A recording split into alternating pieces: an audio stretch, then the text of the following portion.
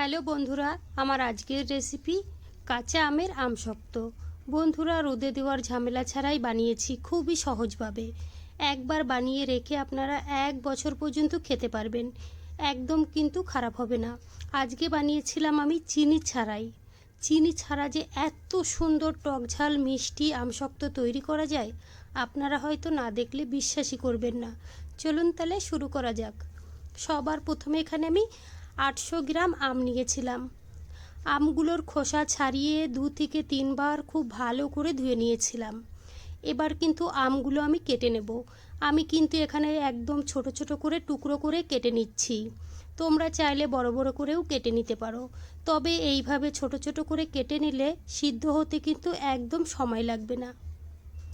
সবগুলো আম আমি কেটে নিয়েছি। আজকে আমি মিশ্রি দিয়ে কিন্তু আমশক্তটা বানাবো, এতে করে কিন্তু খেতে অনেক বেশি ভালো লাগবে। 1 কাপ আমি মিশ্রি নিয়েছিলাম, এটা কিন্তু আমি মিক্সারে গুঁড়ো করে নেব। আর এইদিকে কিন্তু আমি কড়াই বসিয়ে দিয়েছি। কড়াইয়ের মধ্যে টুকরো করা আম দিয়ে দিলাম, আর তার সঙ্গে দিয়ে দিলাম এখানে 2 কাপ জল। এবার কিন্তু ঢাকনাটা বন্ধ করে আমি রেখে দেবো 5 থেকে 7 মিনিটের জন্য। আর এইদিকে একটা স্পেশাল মশলা বানিয়ে নেব। গ্যাসে একটা প্যান বসিয়ে দিয়েছি। এখানে দিয়েছি আমি শুকনো লঙ্কা, সামান্য একটু গোটা জিরে, আর দিয়েছিলাম এখানে মৌরি। খুব ভালো করে কিন্তু আমি ভেজে নিয়েছি। ঠান্ডা হলে পাটায় বেটে নিতে হবে। এইদিকে কিন্তু আমার 10 মিনিট হয়ে গেছে। কাঁচা আমগুলো কিন্তু ভালোভাবে সিদ্ধ হয়ে গেছে। এবার কিন্তু জলটা বের করে নিতে হবে। তারপরে কিন্তু এই যে আবারও কিন্তু কড়াইয়ে আমি আমটা নিয়ে নিয়েছি। এবার কিন্তু প্রথমে ভালো করে মিশিয়ে নেব। খুব ভালো করে মিশিয়ে নিয়েছি। তোমরা চাইলে কিন্তু এটা মিক্সারেও বেটে নিতে পারো, তবে বন্ধুরা আমি যেভাবে আমশক্তটা বানাচ্ছি তোমরা এইভাবে বানিয়ে দেখবে, খেতে কিন্তু ভীষণ টেস্টি হয়। মিশ্রিটা আমি খুব ভালো করে গুঁড়ো করে নিয়েছিলাম। এবার আমি আমের মধ্যে দিয়ে খুব ভালো করে মিশিয়ে নেব। তারপরে কিন্তু গ্যাসটা আমি চালু করে দিয়েছি। গ্যাসটা চালু করে দিয়ে কিন্তু এটা কন্টিনিউ নাড়াচাড়া করতে হবে যতক্ষণ না ঘন হয়ে না যায়।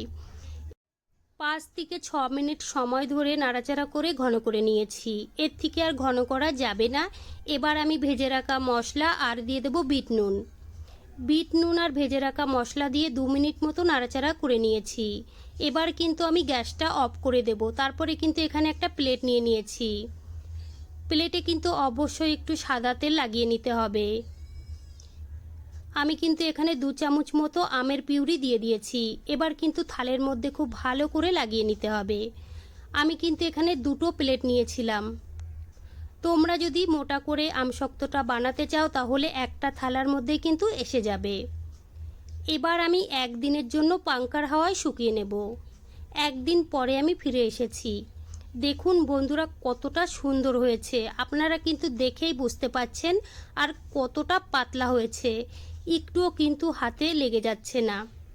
এবার কিন্তু তুলে নিতে হবে। প্রথমে কিন্তু ছুরি দিয়ে একটু এইভাবে সাইডগুলো ছাড়িয়ে নিতে হবে। দেখুন বন্ধুরা কত সুন্দরভাবে উঠে এসেছে আর কতটা পাতলা হয়েছে, একদম কাগজের মতো। এবার কিন্তু আমি কেটে নেব।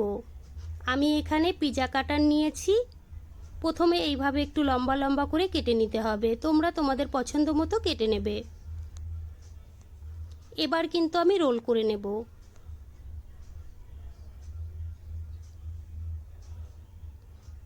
দেখুন বন্ধুরা একটা রোল কিন্তু আমার রেডি।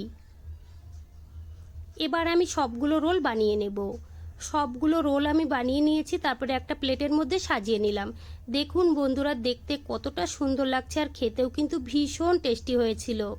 আপনারা কিন্তু একবার বানিয়ে 1 বছর পর্যন্ত রেখে খেতে পারবেন। তো বন্ধুরা আমার রেসিপি কেমন লেগেছে কমেন্ট করে জানাবেন।